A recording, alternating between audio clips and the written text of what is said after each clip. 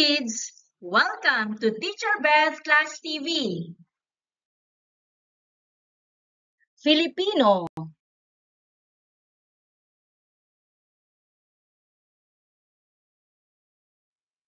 Sa araling ito, tayo ay magbabasa ng isang akda, si Mariang Makiling, isang kwentong bayan.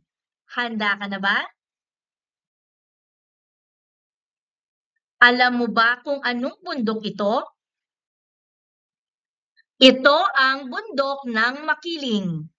Ang bundok ng Makiling ay matatagpuan sa Laguna. Ito ay isang di-aktibo o natutulog na bulkan.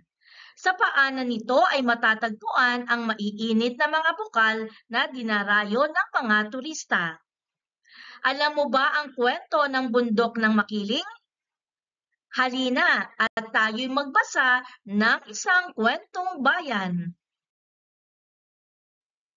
Si Mariang Makiling. Noong unang panahon, isang diwata ang naninirahan sa bundok Makiling.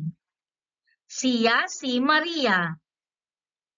Napakaganda ni Maria, kayumanggi ang kanyang balat. Itim at makintab ang kanyang mahabang buhok at nagniningning ang mga mata.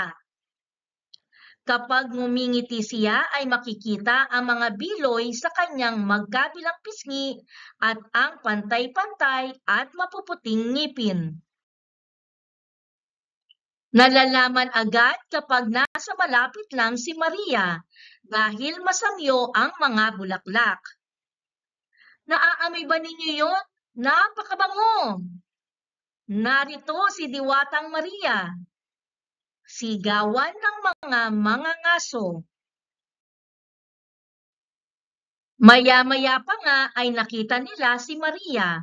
Suot ang kanyang mahaba at manipis na puting damit. May dala siyang isang basket na puno ng iba't ibang prutas at mga gulay.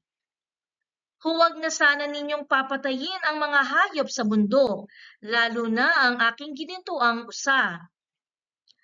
Alaga ko ang mga ito. Sa halip ay bibigyan ko na lang kayo ng mga prutas at sariwang gulay. Pakiusap niya. Nagpatuloy nga ang maayos na samahan ni Maria at ng taong bayan. Subalit isang araw, isang lalaki ang umakyat ng bundok. Iniisip niyang hanapin ang ginintuang usa dahil alam niyang malaki ang halaga nito. Kailangan niya ng perang pampagamot sa malubhang sakit ng nag-iisang anak. Nang makita niya ang usa ay iniumang niya ang pana. Pero bago pa niya ito mapakawalan ay naamoy niya ang samyo ng mga bulaklak sa paligid. Maya-maya pa'y nagpakita na si Maria. Bakit mo binalak patayin ang aking ginintong usa? Hindi ba't alam mong bawal ito? Ang galit niyang tanong sa lalaki. Pasensya na po, mahal na diwata. May sakit po ang anak ko at kailangan ko po talaga ng pera. Umiiyak na sabi ng lalaki. Naawa si Maria sa lalaki. Naintindihan niya kasi ang matinding pangangailangan nito. Sige, umuwi ka na. Dalhin mo itong isang pirasong luya. Huwag na huwag mo nang uulitin ang ginawa mong ito. Sabi niya sa lalaki.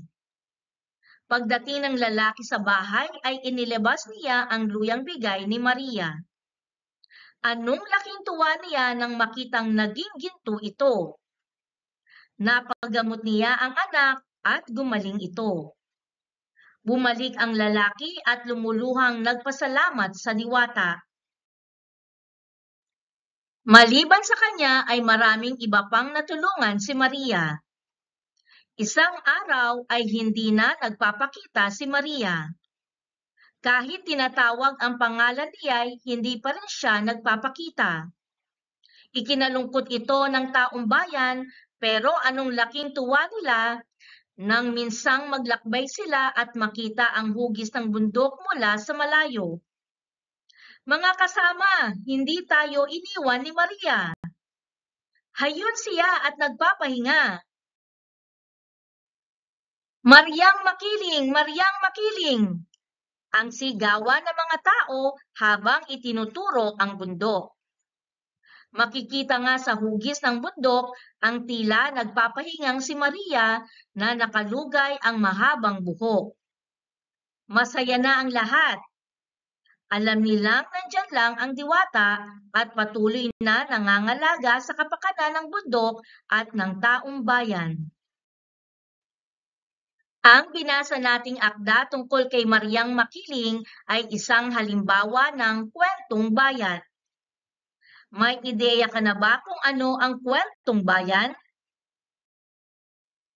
Ang kwentong bayan ay isang anyo ng tradisyonal na panitikang nagpasalin-salin sa bibig ng taong bayan, kaya madalas ay may pagkakaiba-iba ito, depende sa kung sino ang nagkukwento.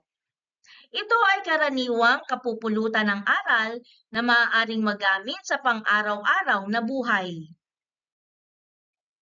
May mga pagkakataong ang mga tauhan at mga pangyayari sa kwentong bayan ay may taglay na kababalaghan, mahika o pantasya.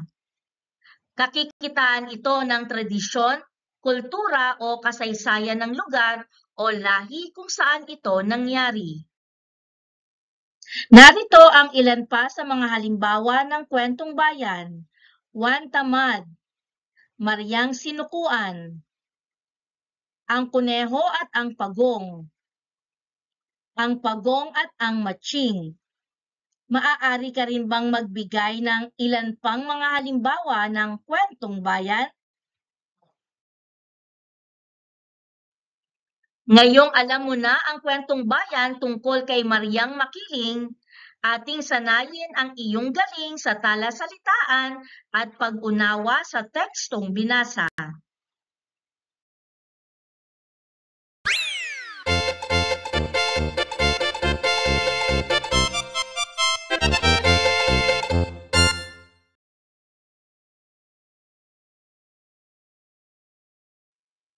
Gamiting pahiwatig ang pangungusap para matukoy ang kahulugan ng salitang nakadiin ng kulay pula. Piliin ang tamang sagot. Maaari mo ring isulat ang iyong sagot sa iyong kwaderno. Narito ang mga salitang pagpipilian: kabutihan, mabango, matindi, nakikita, relasyon. Masamyo ang mga bulaklak kapag nasa paligid si Diwatang Maria. Ang kasing kahulugan ng masamyo ay mabango.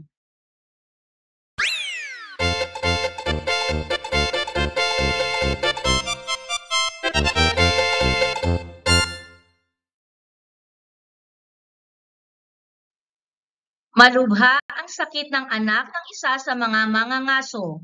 Kapag sinabing malubha, ibig sabihin nito ay ang sakit. Matindi.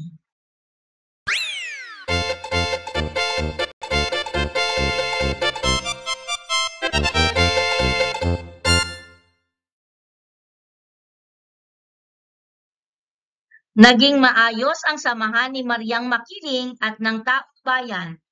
Ang maayos na samahan ay nagpapakita ng maayos na relasyon.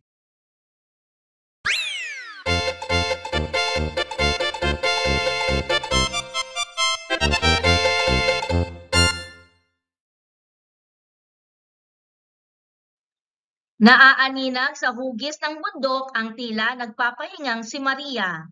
Kapag sinabing naaaninag ay ito. Nakikita.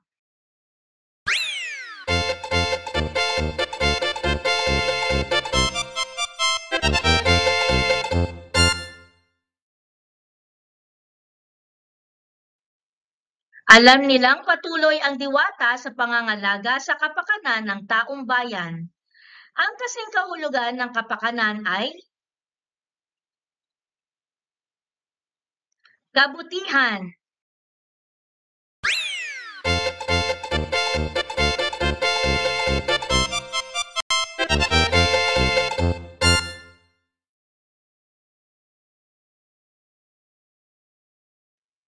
Suriin ang mga pangungusap para matukoy kung tama o mali ang pagkakahulugan sa mga salitang may diin. Maaari mo ring isulat ang iyong sagot sa iyong kwaderno. Kapag manipis ba ang kasuotan ay makapal ito at angkop sa taglamig? Mali.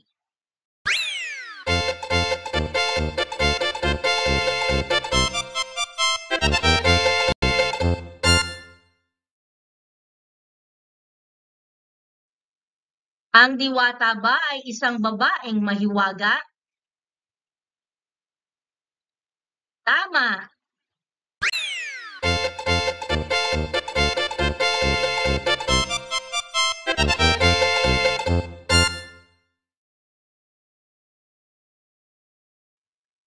Kapag ba may biloy ka ay may tila puyo ka sa pisngi na lumilitaw kapag ngumingiti o tumatawa ka?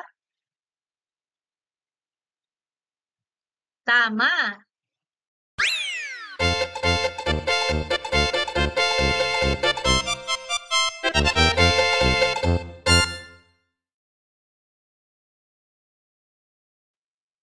Kapag ba iniumang ang pana ay ibinababa ito? Mali.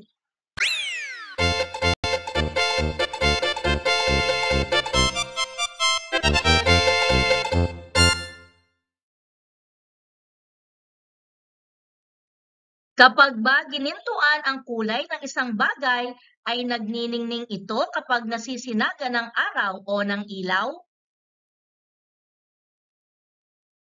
Tama.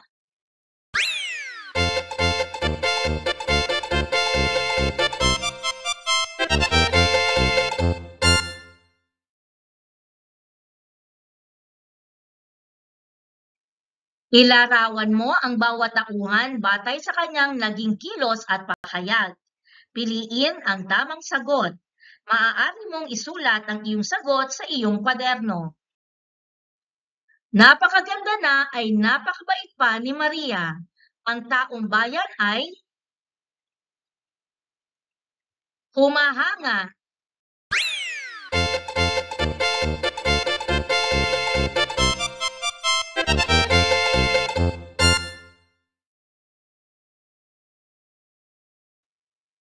Naaamoy ba ninyo yon?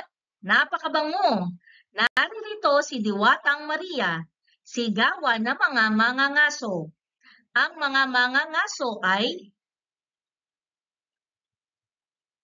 natutuwa.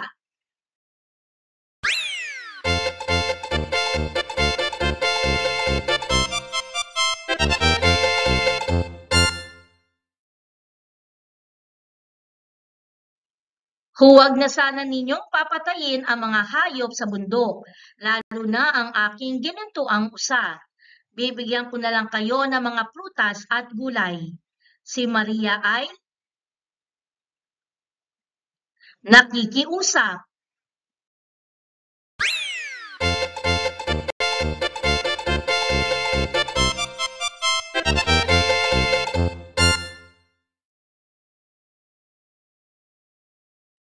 Bakit mo binalak patayin ang aking ginintuang usa? Hindi ba't alam mong bawal ito? Si Maria makiling ay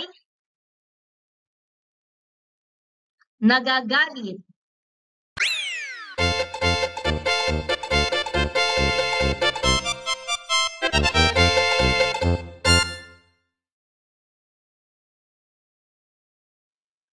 Pasensya na po, mahal na Diwata. May sakit po ang anak ko at kailangan ko po talaga ng pera. Ang mga ngaso ay nagmamakaawa.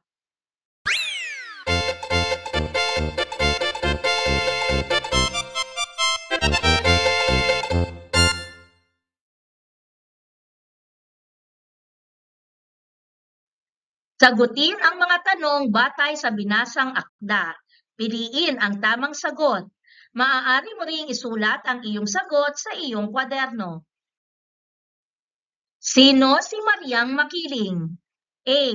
Ang tagabantay ng mga kayamanan sa bundok Makiling. B.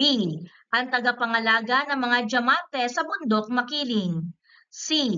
Ang tagapagtanggol ng mga hayop at halaman sa bundok Makiling. Ang tamang sagot ay C.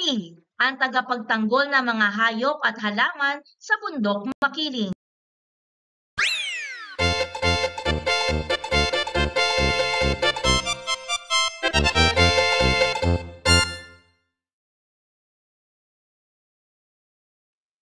Paano niya napanatiling maayos ang samahan nila ng mga mangangaso at taong bayan?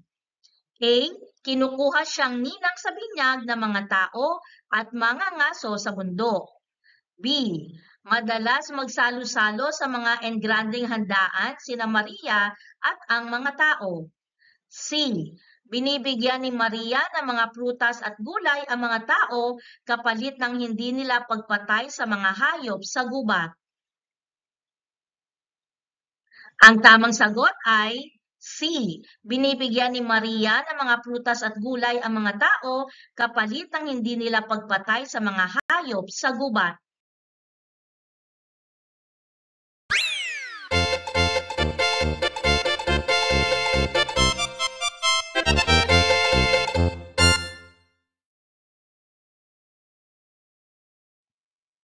Bakit naisip ng isang mangangaso na sumira sa usapan at tangkaing patayin ang ginitoang usa ni Maria? A. Dahil may sakit ang anak ng mangangaso at kailangan niya ng pera. B.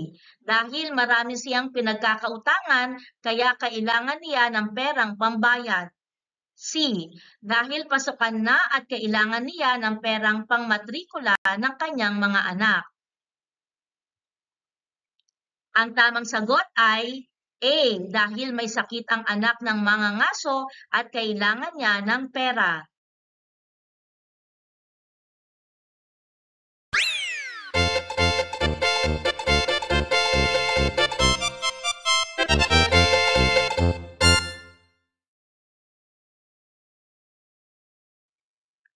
Ano ang ginawa ni Maria sa mga ngasong nagtangkang pumatay sa kanyang ginintuang usa?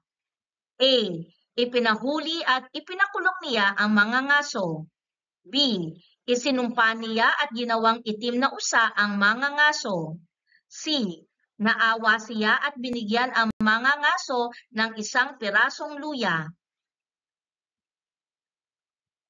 Ang tamang sagot ay C. Naawa siya at binigyan ang mga ngaso ng isang pirasong luya.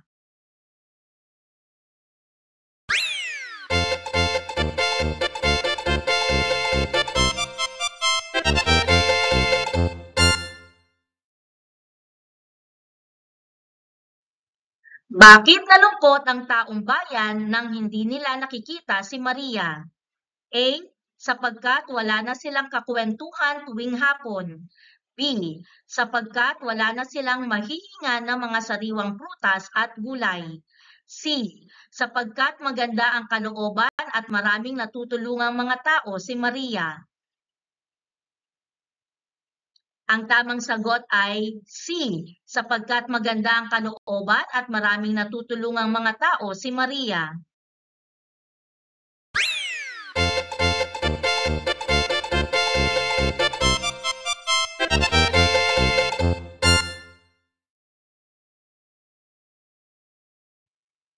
Paano nila napag-isipan na hindi naman pala sila tuluyang iniwan ni Mariang Makiling? A. Dahil dinadalaw sila ni Maria tuwing sasapit ang hating gabi. B. Dahil nakita nila sa hugis ng bundok na tila nagpapahinga si Maria. C. Dahil nakita nila si Maria na natutulog lamang sa loob ng kanyang bahay. Ang tamang sagot ay B. Dahil nakita nila sa hugis ng bundok na tila nagpapahinga si Maria.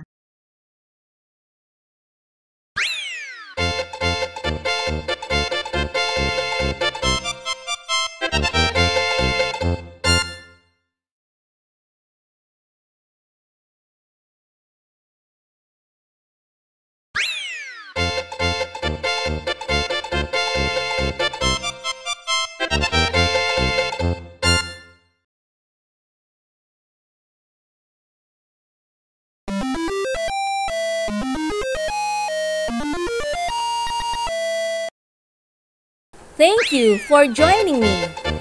Let's learn, play, and grow together. Teacher Beth Class TV. Subscribe, like, and share. Thank you.